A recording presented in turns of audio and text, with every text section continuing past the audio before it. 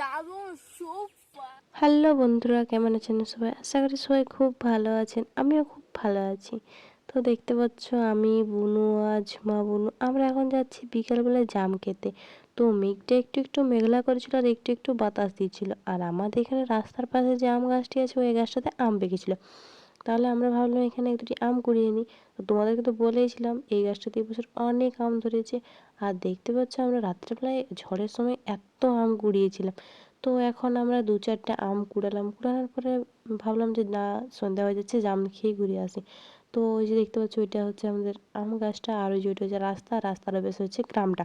আমার বাপের বাড়ির গ্রামটা মানে ছোট্ট আর কি, কিন্তু ছোট হলেও আমাকে খুব ভালো লাগে এখানে। তো আমরা যাচ্ছি যেখানকে, সেখানে আছে বলতে একটা ছোট্টই জাম গাছ আছে।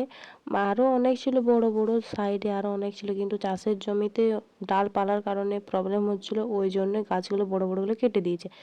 তো ওইখানে দেখতে পাচ্ছ বোন সবার আগে আগে যাচ্ছে ভেলকি করে করে, বলছে আমি জানি তোরা জানিস না। তো এই দেখতে পাচ্ছ ছোট্ট একটা গাছ। তো ছোট গাছটা হতে পারে, তো গাছটাতে এত পরিমাণে ধরেছে কি বলবো। আর দুপাশে দুটো খেজুর গাছ আছে, খেজুরগুলো হলুদ হয়ে আছে। বোন ভাবছে কি যেন খেজুর পেকেছে, ওই জন্য তাড়াহুড়া করে ছুটে আসছিল আর এখানে খেজুরের পাড়ার জন্য চেষ্টা করছিল। কিন্তু দেখা গেল যে খেজুরগুলো পাকেনি, একটু একটু হলুদ হয়েছে। তো তারপরে দেখো জামগুলো কি দারুণ পেকেছে, গাছটা দেখো কালো হয়ে আছে জামে।